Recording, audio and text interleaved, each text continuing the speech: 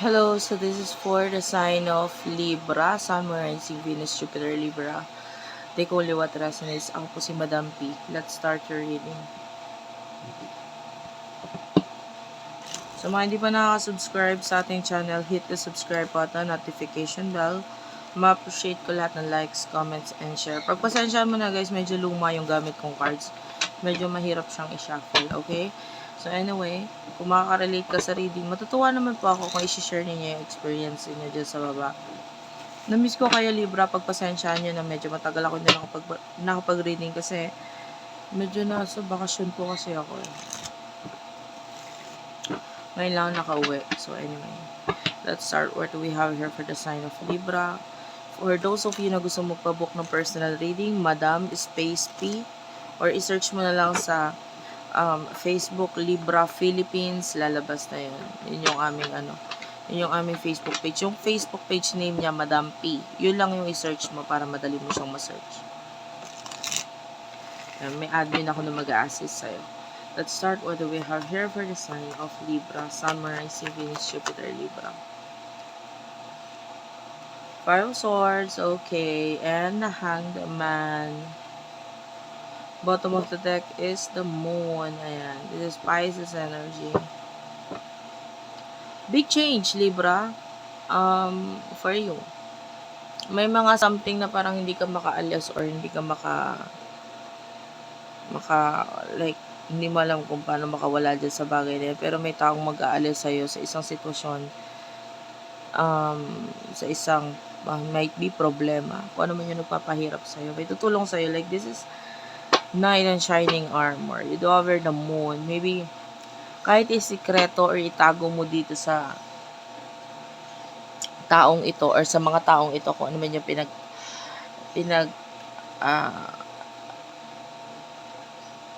problema mo, kahit itago mo sa kanila. The Moon is showing to me as, hindi mo may tatago eh. Parang makakawala ka rin sa sitwasyon na yan.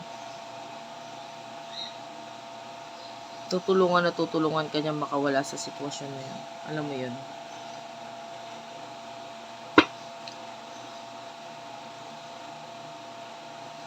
I feel like kahit hindi mo siya tawagan, ayan, or wala kayong communication, may person na dadating sa buhay mo para tulungan kang makawala sa sitwasyon na nagpapahirap sa'yo. Yung iba sa inyo kasi mataas ang ego, mataas ang pride, kaya kahit nahirapan na or kailangan na talaga ng tulong, hindi para sabihin na kailangan ko ng tulong, gato ganyan. Kahit kanino, no? Ito naman hindi lang siya love related eh. Pero pwedeng ganun ka kasing klaseng tao as much as possible. Pinapakita mong okay ka, pero deep inside, alam mong hindi. Pero mataas lang kasi talagang ego mo, mataas ang pride mo. And nakakaramdam ako ng there's a person na parang hindi niya alam yung sitwasyon mo, pero parang nararamdaman niya or it feels like a destined energy, destiny lang talaga. Or tama lang talaga na dumating or bumalik itong person na to sa buhay mo para alisin ka sa kung ano yung sitwasyon na yan.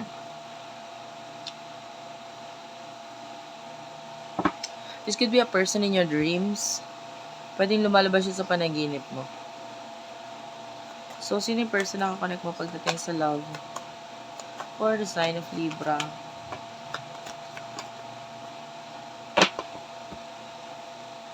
You do over the Moon. Ayan ang sinasabi ko eh. This could be, the Moon is yan na yung nagpakita sa bottom of the deck kanina eh. Knight of Wands. This could be a person in your dreams. Lumalabas siya sa panaginip mo. And pwede yung person na to magta-travel or magta-travel itong person na to. I feel like there's some kind of ending na mangyayari sa kanya with the Tower and the Ten of Pentacles. Could be a soulmate or twin flame connection. High Priestess is here. Ayan, Six of Pentacles, may kipagtulungan itong person na to sa'yo. Maybe some kind of partnership with the lovers. So, pwede magkaroon ng partnership sa tulong nitong person na to with the Tower. May mag-e-end man sa kanya. Pero dapat lang mag-end yon para magkaroon ng partnership or maybe even relationship sa inyong dalawa with the lovers. This could be someone na Could be a friend, karelasyon.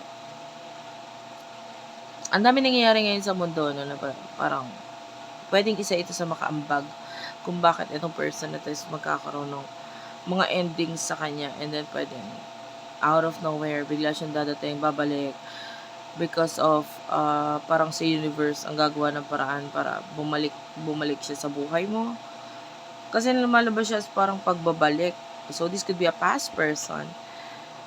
Lalo na with the Five of Swords energy. So pwede this is a past person na babalik sa buhay mo kasi may mga babalikan siya or may mga gagawin siya or kayo, or parang there's unfinished business sa inyong dalawa, you know what I mean? So yeah.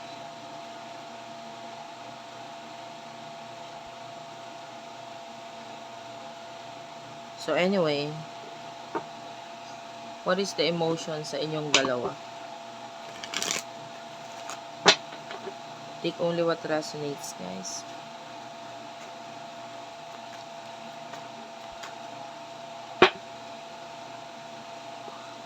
Gusto ko pa i-shuffle yung cards.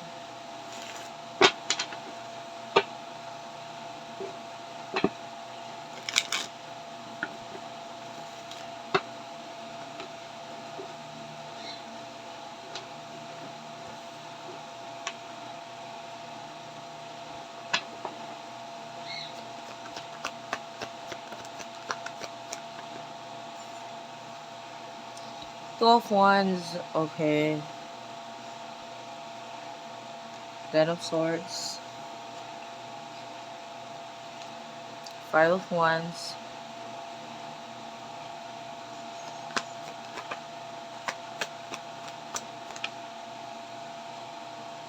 The Judgment.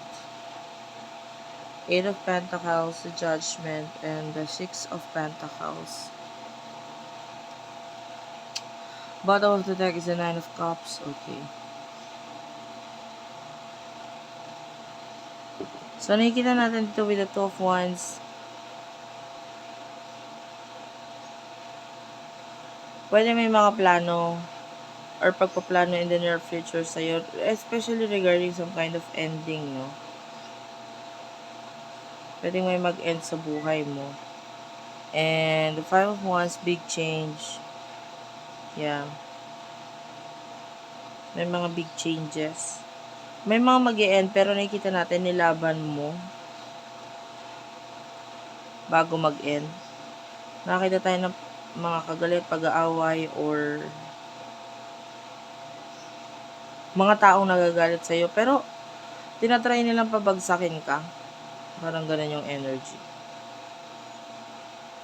And may mga bagong plano for you. Nakikita natin with the Two of Wands, maybe pagta-travel or yung iba lang, ha? Take only what resonates. Hindi naman pag-travel yung iba. But I can see that yung iba, pagta-travel, plano na may kinalaman sa pagta-travel. Or maybe there's a particular message na maging dahilan sa'yo para gawin itong mga endings or mga changes na ito sa buhay mo.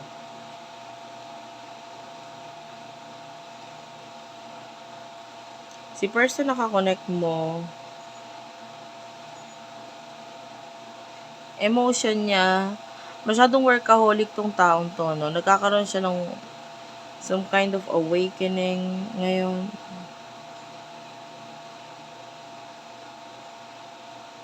Parang, eto dalawa either kailangan niya ng tulong. Yung majority nakikita natin kailangan niya ng tulong. Pwedeng mataas masyado yung ego niya in the past na naging dahilan. Well, pareho naman kayo na mataas ang ego. Na parang lumalabas na kahit kailangan niya yung tulong mo, hindi niya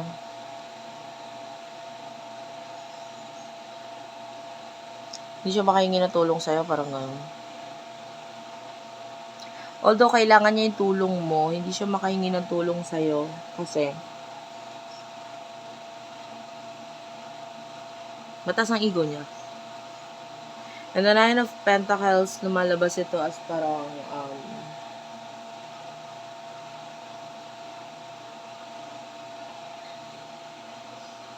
Sorry, this is 8 pala. 8 of Pentacles.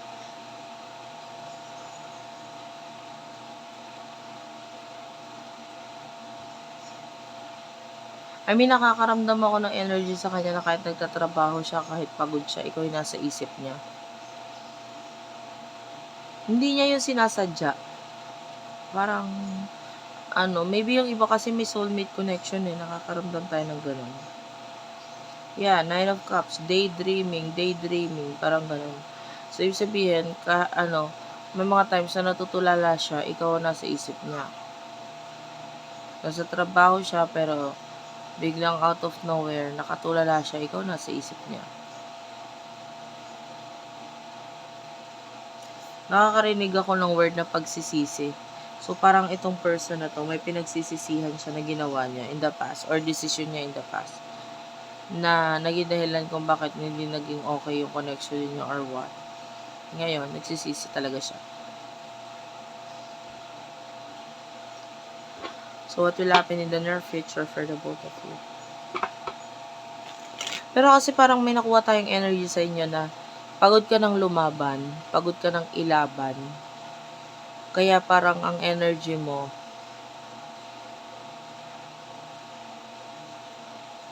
nagkaroon ka na ng plano para sa sarili mo kasi napagod ka na sa kanya. Pwedeng napagod ka na sa kanya, napagod ka na maghintay, napagod ka ng ilaban, napagod. Maybe tinry mo siyang baguhin or tinry mong ayusin yung relationship, yung connection ninyo, pero nakakapagod kasi kung siya mismo ay may sarili siyang direction or may sarili siyang nasa isip. Okay? So, parang sa'yo, o bahala ka dyan.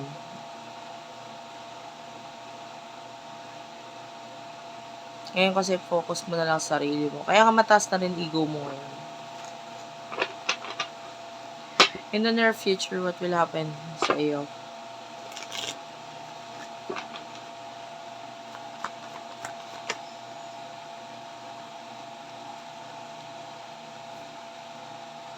Ace of Pentacles, the Hierophant, 3 of Wands, 7 of Pentacles, tsaka Ace of Wands.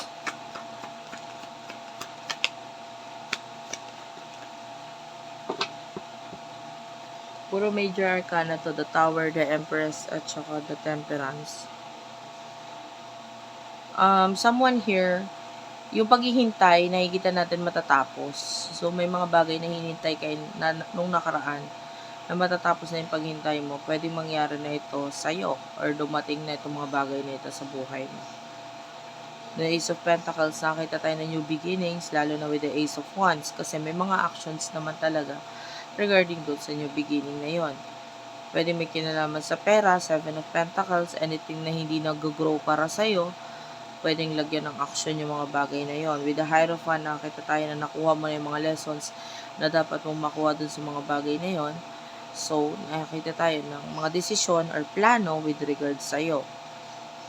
Diba? 3 of Wands, I feel like may mga bagay kang ile-let go or mamimiss, pero aalis or lalayo ka dito sa mga bagay na to or aalisin mo itong mga bagay na to because ito nagbibigay or nagdadala siya ng pressure sa'yo. Pero parang I feel like hindi mo na kasi kayang i-handle or hawakan, kaya mo gagawin yung mga decision na yon or yung new beginnings na yon sa buhay mo.